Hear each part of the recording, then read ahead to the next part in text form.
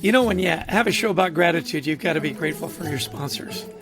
And in our life of gratitude, you know, we all have guides. Somebody that guided us through our lives, that made us appreciate those things that we have. And that's why I'm so delighted and so grateful for our sponsor, Life Guides. Life Guides is a peer-to-peer community that helps people navigate through their day-to-day stressors by providing a place of empathy, listening, wisdom, and support with a guide who has walked in your shoes, experiencing the same challenge or life experience as you. A true life guide. And because you're listening to our gratitude podcast, if you go to their website, lifeguides.com/schedule a demo and add the code HEALTHY2021. The code is HEALTHY2021 in the free text box. You'll get 2 months of their services for free. 2 months for free. So sign up, show your team you care, get a life guide, be grateful for those guides in your life, as I am grateful for our sponsor, Life Guides.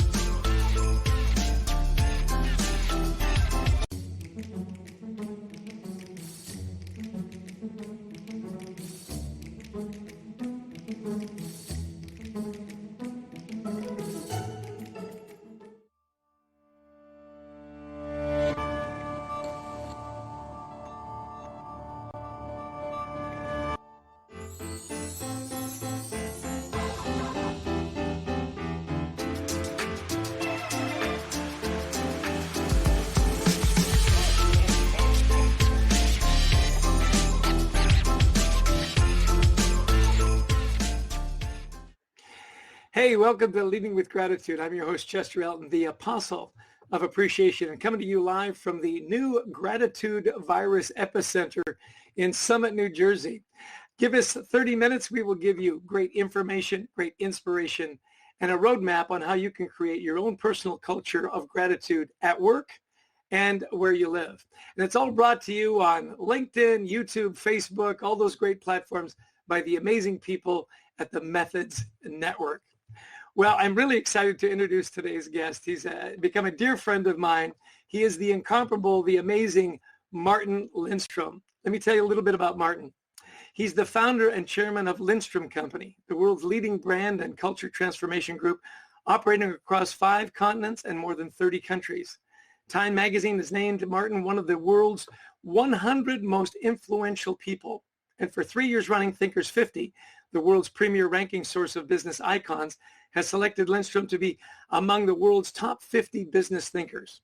Martin is a high-profile speaker and author of 7 New York Times bestselling books, translated into 60 languages. His book, Brand Sense, was critically acclaimed by the Wall Street Journal as one of the 5 best marketing books ever published. Small Data, another one of his books, was praised as revolutionary, and Time magazine wrote this about biology. It's a breakthrough in branding. So welcome to the show, Martin. I couldn't be more delighted to have you with us today on Leading with Gratitude. Thank you, Chester. I mean, the energy you have is extraordinary. I want to buy a little bit of that energy because I think the world needs it right now, desperately. Well, you know, I want to tell a quick story about you and I. You know, we've known each other through our Marshall Goldsmith Coaches Group and so on. And we really got to know each other when we took, I think it was a 6-hour flight from San Diego to JFK on JetBlue. And that flight went by in a nanosecond. We couldn't stop talking and laughing. It was one of the greatest flights of my life. Thank you. Thank you. It was a horror flight for me, but don't tell the person sitting next to me, okay? Hey, listen, in the middle of the COVID virus, I mean, everybody needs branding advice. I mean, everybody does. So talk to me about the human psychology right now going through a pandemic like this. I know you've got some really interesting research. What advice do you have for us? Well, first of all, I want to look into your brain and into my brain for a second because I'm not sure if you're like me, but what's fascinating is that I'm dropping balls left, right, and center at the moment. It's almost like I'm not 100% myself. I have this huge to-do list of things I want to check out all the time every morning. Guess what? I'm not checking a single box.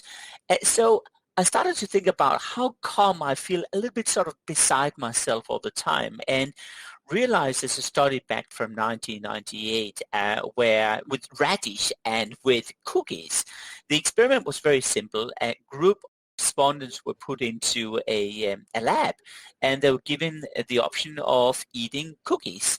At least 50% of them were, and the other group, the other 50%, were asked to eat some radish. Now, both groups could see the other, beautiful jars with the cookies and the radish, but they were not allowed to eat from them. Now, after this experiment was concluded, what happened was that no one, by the way, took any of the other cookies or the radish, but after the experiment was concluded, a second part was happening, which was really fascinating, because the first thing, why do I talk about it? It's a bit boring here, right? Now, the second part was really fascinating, because at that stage, the scientist gave each of those two groups a puzzle, a really complex puzzle, so complex that no one actually would be able to solve it. And the people which were eating those beautiful chocolate chip cookies, they actually spent 18 minutes trying to solve this puzzle before they gave up. Now, the other group, the ones eating the radish and which were not allowed to eat the cookies, they only lasted for 8 minutes, then they gave up. And what is fascinating about this experiment was that what the scientists concluded is that when I'm going through a huge challenge internally in my head and I had to resist certain things, I had to change my behavior. In fact, what happens is that I spend too much memory encoding going on in my brain, and as a consequence, I really break down slowly. So when we today feel that we're lazy because we can't tick all our to-do box lists and all that stuff, it's not because we're lazy, it's because we're exhausted. And we in the world right now are really exhausted from behavioral change. We constantly have to think about keeping a distance, not shaking hands, cleaning all the jars with sanitizing products, all that stuff. So I think the first thing is we're exhausted. The second thing which I'm seeing happening now is that we eat more. I mean, you and I were talking about how we're eating during our movies in the night and doing what I call constantly eating, yeah. Constantly. Yeah, this autopilot of mindless munching, right? And what I believe is going to happen is we will be all overweight. We're going to look like these balloons walking around, right? After the whole recession or the whole crisis. So the third thing is domestic violence. We're seeing a lot of tensions going on around in the homes, and we see statistics sadly supporting this, not just in the US but across the world. And the fourth thing, which I think comes straight down to your sweet spot, that is that people are going to question themselves. They're going to ask themselves, why am I here? What is my purpose in life? And I think a lot of people are using this crisis to reset their own image. They're basically saying, hey, I stood for something before we went into this crisis. What do I want to stand for as I leave it? Because obviously my life has to be rethought. So I think a lot of things are going to happen. And as a consequence of that, we're going to see a lot of new business opportunities happening as well, besides the fact that I think we as humans are going to change quite a lot. Right. Well, first and foremost, before I lose the thought, is I'm a total chocolate chip cookie guy. I would have stuck with that puzzle for hours. Just chocolate chip cookie after chocolate chip cookie. Yeah. I'd have been fine. I do agree with you on this. I'm exhausted. It is. Your routine is upside down, and it is unfortunate that domestic violence has gone up. Now, you talk about this time to say, what do I stand for? I want to ask you about reinventing your personal brand, because there is time to do that now. Like you say, rethink your core values. So what do I want to stand for? So what are some tips that you might have for people to say, look, now is my time to really either reinforce my personal brand or to change my personal brand? Well, it's a good question, and I want to give you a simple challenge you should try exercising yourself. If I take anything which is really representing a strong brand in the world, you will notice that you can squeeze it into just one word. So if I take, for example, if I take the word search, for example, what brand are you thinking about? Google. Exactly. One word is owned by one company. Now, is Google the best search engine in the world? You would have no clue, because you probably will look up Right. in Google saying, what's the best search engine in the world? And what do you think the answer is going to be? Yeah. Okay. Yeah. So one word, if I take the car industry and I say the word safety, you probably will say Volvo. So my Volvo. challenge to Yep. you is what is your one word? If I should squeeze you as a person into one simple word, what is it? And you can't just say, well, I'm service-minded, I'm international, I'm all about consumer psychology, because these words are most likely taken by someone else in the world. So you have to figure out what is the one word which typically is not straightforward, but which makes you think. And that one word should drive everything you do in the future. So during this break, think about what was your one word and what should your one word be, and then make sure that everything is centered around that one word. That's fascinating. So you know me fairly well now. So if you were to say, Chester, here's your one word, what's the first word that pops into your Oh, head when you Chester it is Elton equals super what? simple. It is super simple. It's gratitude, of Yes. course. Yes. How can you ask that question? Of course. And you know what? I know you, and I know this is not hooly baloney. It's true. It is really true, you. I think in the past, people probably would have said orange or carrot or something, but I actually do think that you have slowly merged into gratitude, and it really is you in every aspect of your life, both privately and at work. So I think it's true. And I think all of you guys watching and listening online now, don't put on a fake word, which is what you'd like to be, but you will never get there. No, put on a word which is true to you, or at least where you would like to be, and you believe you have the talent to go there. Because if there's a too big disconnect between perception and reality, people will smell it a mile away. Right, right. It has to be genuine. Absolutely. So tell me, small businesses, a lot of them have closed. A lot of them have had to lay off their people and whatnot. What advice have you got for small businesses going through this crisis now? Any tips, any tools? I have a lot.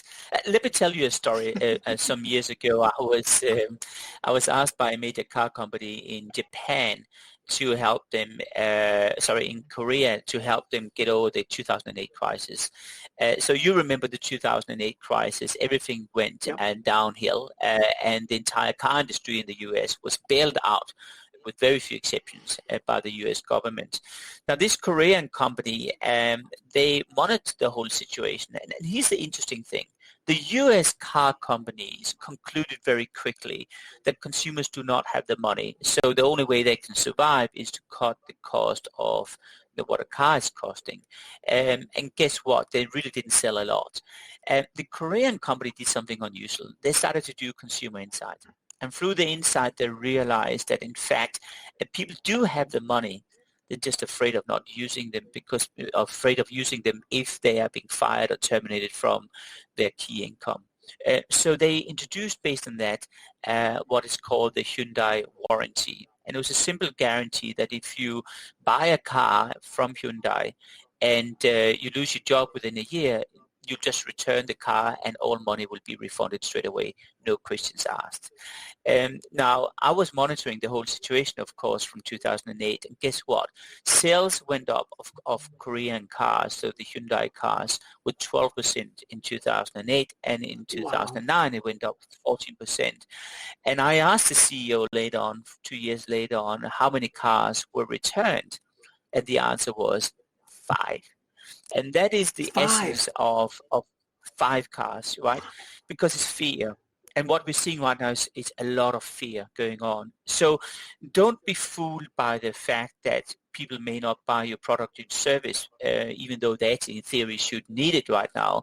Understand the deeper root cause, and do that by talking to people at a deeper level. And once you understand that, then redesign your product or your service around it. Or just like Hyundai, ensure that you put in a warranty or other dimensions which can help you bypass this crisis at the moment, right? That is so smart. Not surprising. You're one of the smartest branding people on the planet.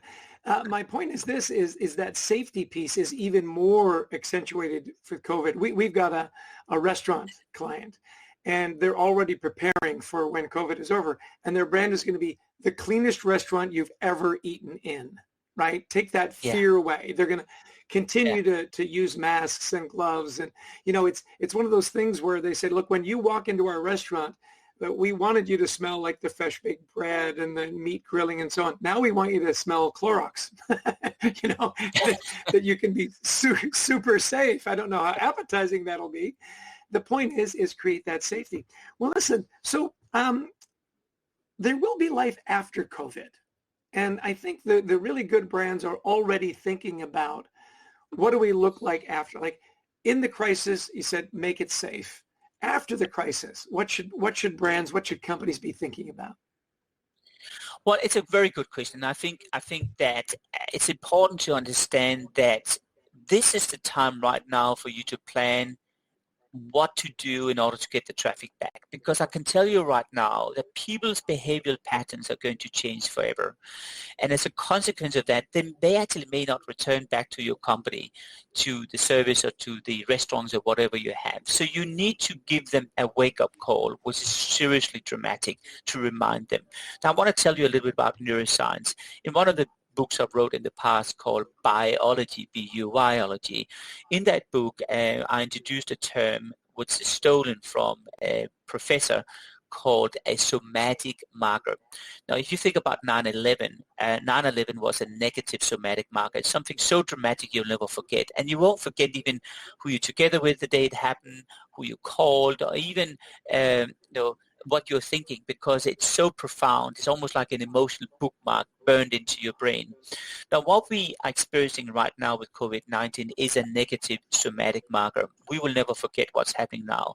And what neuroscience tells us is that you have to basically level out a negative somatic marker with a positive somatic marker. And if you're not able to do that, there is a risk that your message will never be heard and there won't be a behavioral pattern rebounding back to the original patterns you had before the crisis. So you have to create a positive somatic marker.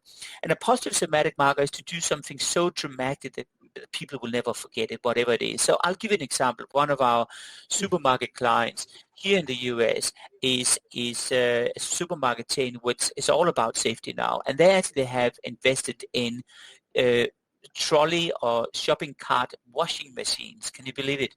And then literally you get your freshly washed shopping cart out of the washing machine. I mean, I can't even say it, right? And it just sends a very clear signal that I have my freshly washed shopping cart coming out of the machine before I'm shopping around. Now, I don't need to tell you, it's such a small thing, but it's very, very dramatic signal to send that we are seriously clean. I want you to think about two things as a business owner. The first thing is, what do you do to remove any fears and concerns that you are not indirectly contaminated? Even though the crisis is gone, it will still be in the back of everyone's head. The second thing I want you to do is to figure out a new way to get people back into your place, whatever that place is, into your service. And you have to do that by screaming so loud that people are saying, my God, yeah, I forgot about these people. But yeah, actually, I want to go back there and revisit them, because then you almost force people back to the old track so they can start using your restaurants or whatever it is. That whole thing you have to start planning now. So even though you are in panic now, and I do understand you're in panic now, everyone is in panic, then this is the moment for you to think about the future, not about the now, but about the tomorrow. That is brilliant. A shopping cart washing machine. That is beyond brilliant. It really is, because everybody hates their shopping cart, right? They just do. There's grime, there's kids, there's flyers, there's yeah. Well, so tell me what you're working on now. I know you're always working on something fun. What's your next project? What is your latest project? Well, you're saying it in a super diplomatic way, I can hear, Chester. Thank you for doing that. So I'm writing on my next book called The Ministry of Common Sense, and the book will be out after the COVID-19 crisis hopefully has disappeared from planet Earth. And it's an incredible fun book, I have to say. I know you have sneak peeked it. You've heard a little bit about it. I won't say more beside the fact that it's a book, which there we go, that's the book. That book will be out most likely early February 2021. And the book is all about how stupidities has really taken over corporate America, and it's making life really tricky to operate in.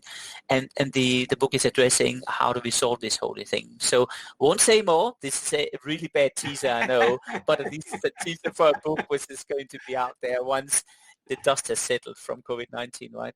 Yeah. Well, we have a great expression we like to say, it's common sense, it's uncommonly practiced. And the sneak peek that I got at your work is, boy, there's a lot of uncommon, silly, stupid things out there. And you do it in such a joyful way. Yeah. It makes you go, well, who thought that was a good idea? Well, listen, Can I ask you a question? I just want, because before we go, I was thinking about you the other day because I'm in Australia, in Sydney right now, and I was together with this wonderful guy who is running a branding marketing agency, and he came up with an idea which was that he wanted to give gratitude to the world right now. So he actually was changing his whole business model through this whole crisis, and he was now producing t-shirts. And the reason why he was producing t-shirts were that he's swimming in the sea every morning, and the beach was just about to close down, and the lifeguard was saying to this guy, hey, if you keep a distance, we'll keep the beach open, but if you go too close to each other, we'll close the beach. So he produced these t-shirts which are basically saying keep 6 feet away from everyone, and they're really fun, and they give you an excuse to say that to the world. And he's donating all the money to suicide lines and help support lines. And I thought about this story. I just had to tell you this story because your work and your book is all about gratitude. And I want to say to everyone right now, I think this is a moment for us to reset our life for a moment and ask ourselves, how can we help others during this whole thing? Not just from a commercial point of view, but also from a private point of view. I've personally spent enormous amount of time helping a lot of people in need of this crisis, and I've realized it actually gives you a feeling which you just can't buy for money. You have to experience it, and I think this is a good time. So I just want to tell you this story because your book is all about that, leading with gratitude, and I think we need to reintroduce that whole idea, and particularly doing it during the crisis right now. Well, I think that's beautifully said. I've made a commitment to post just a picture of something that I'm grateful for every day. And, our world is very small right now. So it's, on a walk, it's a picture of a tree or our grandkids. And we actually have a hashtag. It's hashtag find your gratitude. So I need to ask you, so where did you find your gratitude today, Martin? Where was it? Well, I'm going to say something which is horrible cliche, but actually, when I looked at you, I really you make me very hot inside because I feel that you are the essence of what gratitude is, and you always have an incredible positive attitude to life, because I believe that you fundamentally believe that the more you give, the more you get in the end of the day, and it really has this self-fulfilling positive prophecy, right, going on. I think a lot of people can learn from you. So my gratitude today is you. Ah! Well, thank you, Martin. Okay, we're in the last few minutes here. So give me your 3 tips for business leaders, for people that want to rebrand. What are your 3 tools for people to rebrand themselves in the COVID crisis? Well, the first thing is you have to find your root cause. You have to find the root cause of why people are not buying your product or buying your service. Don't go into panic, and don't say to yourself, "Hey, I had to lower the prices, so I had to give people discount." That actually may not be the real issue. The issue may be that there's another underlying issue, just as we talk about with Hyundai. So that would probably be one. I think the second one is that this whole COVID-19 crisis, that will continue in a second round and a third round, and you better be prepared for a change of your business model. And as you change your business model, you should see what's happening right now as a wake-up call. I know it's really difficult to see there's anything positive because it's seriously negative at the moment, but if you are looking at the glass half full instead. Say to yourself, this is a good time for me to rethink my business model. A good friend of mine, she owns a restaurant here in Sydney in Australia, and she's converted the whole restaurant into a supermarket. And I asked her yesterday, I said to her yesterday, listen, what have you learned? She said, listen, I just think when I'm opening up the restaurant again, I want to have half supermarket, half restaurant, because people love to buy these high quality Italian products, and they want to do that after they've been eating their food. So why don't we combine it? So this is a really good way for you right now to rethink your business model. And the third thing I want to say is that at least in the meantime, while you're doing all your preparation, also think about what are you going to do when you're out of this crisis in general. What is your next step now to get traffic back into your stores, into your restaurants, into your businesses? Because there is life after COVID-19. And I think it's super important for you now to start figuring out what is the big somatic markers we talked about, what's going to wake everyone up and saying, hey, oh, you guys still exist. I've forgotten about you. Because you have to remember, people feel that you were around decades ago because time has changed. It's almost like you have post-COVID and pre-COVID. It's like everything back in the past, it was just like back 10 years ago. And you are included in that mindset. That means you have to reactivate your top of mind activation in people's mind. And that requires an effort. Yeah. So where can we find more about your business, about your great advice? And by the way, on Martin's website is a 2-minute video of that woman converting her restaurant into a grocery store. It's fabulous. So shout out your website. Yeah. Check it out. Yeah, first of all, martinlindstrom.com. Super difficult email address, I know, but that's the web to visit. And if you just as you're pointing out, if you go to my social channels and you go into Lindstrom Company on LinkedIn, or you go into Facebook, which is Martin Lindstrom, or Twitter, you will find me there, and you'll find a new case, a video case every day about small businesses around the world collapsing and rebuilding their business as a consequence of COVID-19. So I have a little series there. So if you want to be inspired, and check it out, and hopefully it can give you an idea too about what to do post-COVID. Excellent. Well, ladies and gentlemen, he is Martin Lindstrom. He has become a dear friend of mine. He is the Minister of Common Sense, one of the greatest branding minds the world has ever known, live and in color from way down under in Australia. Thank you so much for being on the show, Martin. It's always a pleasure. You're always so energizing. I'm so glad we met and that I can call you my friend. You are so kind. I can only say the same, and I just want to say to everyone, listen, do me a favor, lead with gratitude. And I think if there's one hero on planet Earth doing that, it's the guy you have next to me on the screen right now. So let's use this as a positive thing rather than a negative thing, okay? Thanks, Chester. You're the best. Take care, Martin. Well, listen, how can you not love Martin Lindstrom? So join us for another great 30 minutes. Our next guest is going to be my dear friend, Marshall Goldsmith. He is the author of many best-selling books. I love his book, Triggers. I love his book, What Got You Here Won't Get You There. It will be an engaging conversation. He's the world's #1 leadership coach. He'll have some great advice for us. So join us again. If it's another 30 minutes of great information, great inspiration, and your personal roadmap to create a wonderful culture of gratitude where you work and where you live. And by the way, if you want to look at any of our past shows, ours or Marshall Goldsmith's, go to methodsof.com/network and see all the past shows there. You know, it's been a real pleasure to spend 30 minutes with you here today. Join us every Tuesday and Thursday on LinkedIn or your platform of choice.